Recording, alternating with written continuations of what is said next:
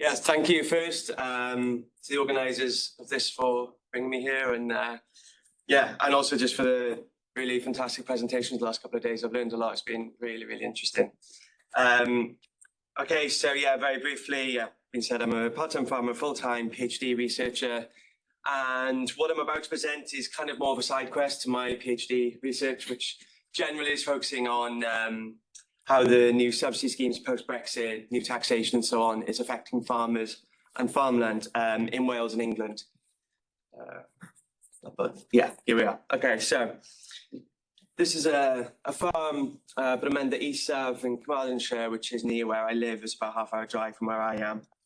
And what I'm going to present today is a short case study and present this idea for considering how property relations can be considered beyond the domain of private ownership in a way that brings together local communities, public stakeholders, local markets in such a way that is driven by a desire to combat inequalities and foster better connections within a locality, and helps to make available land to younger farmers as well. I don't suggest it's a perfect model. It's new and emerging project. And from it, even though council farms today are specific to England and Wales, I hope there are lessons here for elsewhere where other forms of public property might exist. And I've heard over the last few days that you have some publicly owned small holdings here, and perhaps also for other forms of property relations, such as the community landownership approach here in Scotland. And just now we heard from the Cabinet Secretary that the Land Reform Bill allows the creation of new small holdings. So perhaps Bremenda Isaf can serve as some inspiration for that and doing it in a slightly different way. It's partly a story about public property, but it's also about the potential of the state and public bodies and how they can play a role in reimagining land use and food systems at a time when change is necessary, not just for the purposes of corporate profit, but for community interest. So pointing a little bit to the interconnectedness of the need for land reform, food system reform and agrarian reform. You can see from the image here, like this is a farm in transition. Used to be a dairy farm, and the focus of this new redevelopment of this council farm is the market garden. You can see there as well with the polytunnels and some of the garden beds. Just so you know roughly where that is, that's where it is in Wales. Okay, so in total, this farm, Bremenda Isaf, is a 100-acre lowland farm. So most of that is rented out to local grazier. But the redevelopment is around this market garden. The grazier was on board with this project, still continues to farm the rest of it. Carmarthenshire Council have let this to this new use. And I think like getting on board the local grazier is kind of important to the success of this project so far. It's been going on for about 4 years now, and they're actually in the process right now of trying to establish the next period of time going forward, because they're only on I think it's 5-year timeframes, or they have been until now anyway. So they produce more than 10 tons of organic fruit and veg for local schools. They also work with a local major wholesaler across Wales, Lancaster. And they distribute already to schools and other wholesalers and catering businesses. And the whole model that they've developed there is based on this idea of public land to public plate. And it builds on the Social Partnership and Procurement Act of 2023, where public institutions must procure with social value in mind. And they have to consider social value and a local wellbeing plan. And every local authority has to have a 5-year plan for doing this. And this is part of the Wellbeing of Future Generations Act, which was passed in 2015 in Wales, which is a piece of legislation that aims to ensure that public bodies prioritise the well-being of future generations when making decisions. It legally binds public bodies in Wales to consider the long-term impacts of their actions on the economic, social, environmental and cultural well-being of Wales.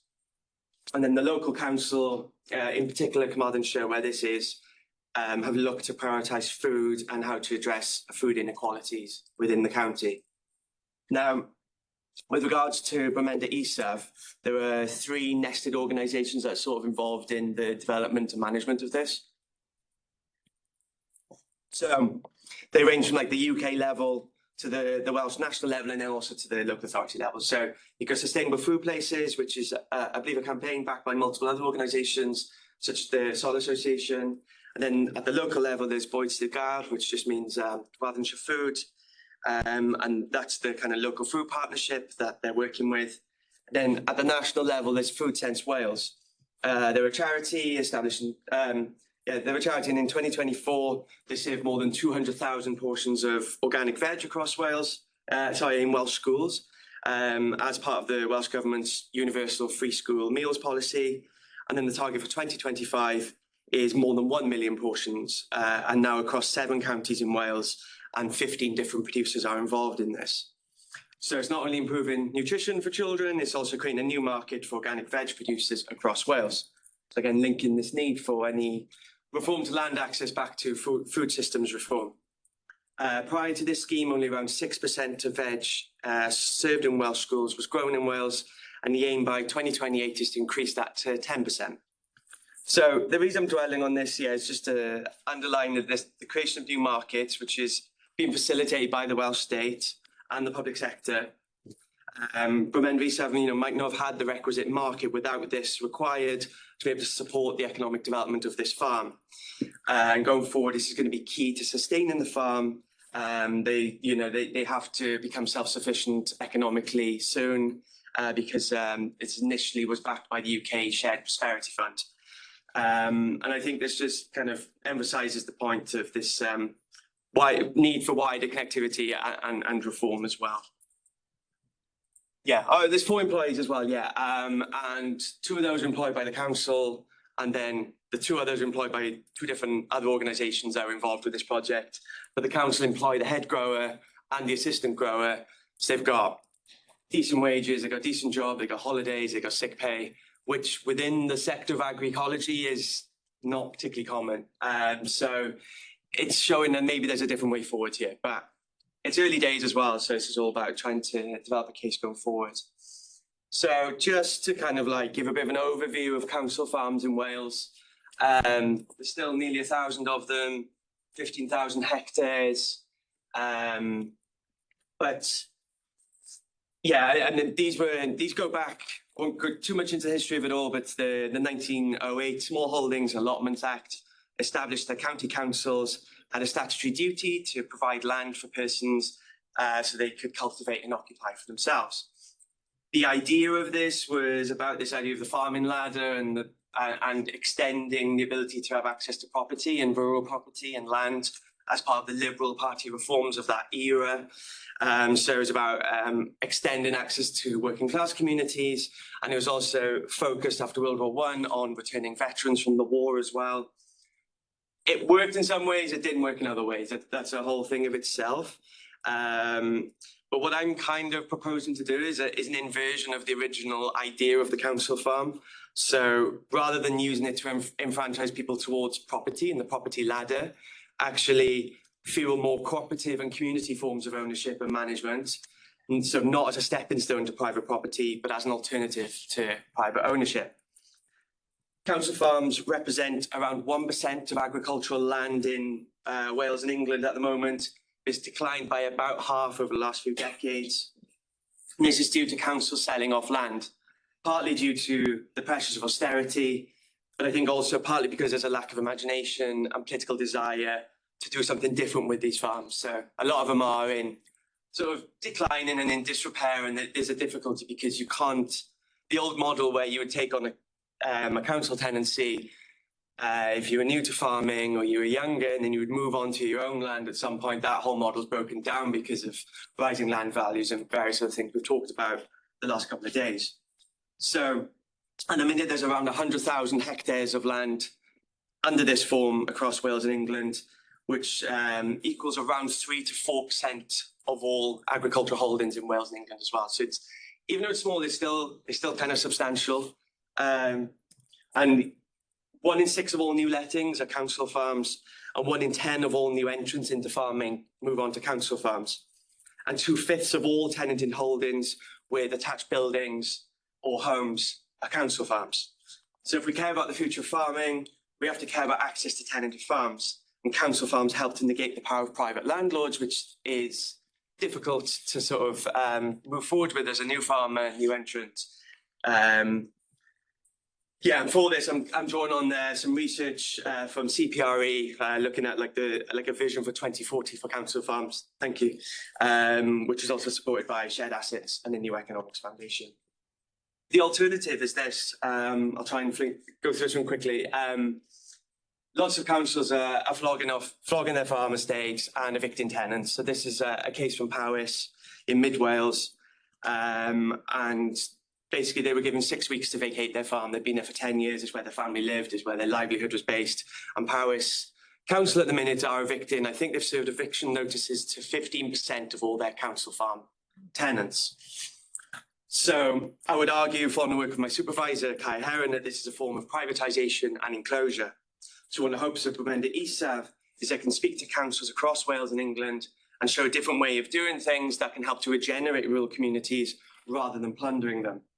Recently, in a statement, Powys Council spokesperson said that a strategic rationalisation of its property estate was underway to ensure that assets are managed efficiently, sustainably, and align with the evolving needs of our communities. I struggle to see how what they're doing is actually really achieving that. So I feel like there's an urgency. Once these farms go, they're going to be very difficult to get back. So this is the final slide of this. Looking at how to rebuild and revamp this council farm estate as a new project. So we're going to stop selling council-owned land. There could be a moratorium placed on that. It only raises a very small amount of money for councils, you know, in the grand scheme of things. A lot of it is to do with they just want them off their books, I think. And I think we have to fight austerity in order to do that. And I think in general, how we're going to achieve radical land reform within the narrow constraints of austerity, it's something that I think chokes our potential. I think yesterday I saw that the Scottish Government have made £10 million. Is that per year available towards community land reform, towards funding, is that towards funding the purchasing of land? Yeah. And I think Savile showed that something like £350 million worth of land came to the market. So it's just a drop in the ocean. So somehow we're going to try and challenge some of the ideas around this. I think as well, more generally, more investments required into small farms and food systems in order to serve the kind of multiple aims it could achieve. That I think Bremenda Isaf is managing to do a bit, but still within tight constraints. Class, race and gender. So 99% of farmland in the UK is owned by white people. 85% is owned by men. And this could be used as a way to broaden who has access to land and who's able to be involved in farming in this country, well, across the UK. So I feel like it's a way of breaking with a pattern that's become accepted and normalised that is quite difficult to break within market norms and the kind of willing buyer, willing seller model, given how class inequalities break down. So this is on there. And then, yeah, I mean, the kind of democratic aim of this, I'm not trying to say that all local authorities are bastions of democracy. There's better and worse examples, but there is potential within councils that could be developed if a movement was organised around that to put people forward for councils, get into them and put effort into this. What happened in Carmarthenshire is because a lot of people got involved with this and there was a lot of local buy-in and other organisations. That could happen elsewhere, I think, as well. Yeah, there's other ideas too. So my supervisor, Kai Heffron, as mentioned, and along with Bertie Russell and Keir Milburn have also looked at this idea of public common partnerships. That's another alternative to the council farm kind of idea, or another way of developing them that might speak to a Scottish context, potentially needing to sort of innovate new forms to be able to do this. I just don't have the council farm state here. And yeah, I think that's kind of it. We like just kind of present it as an idea for some inspiration, as maybe there's ways of doing this differently, bringing in multiple actors, and thinking beyond kind of what has already been done towards what is possible, really. Thank you.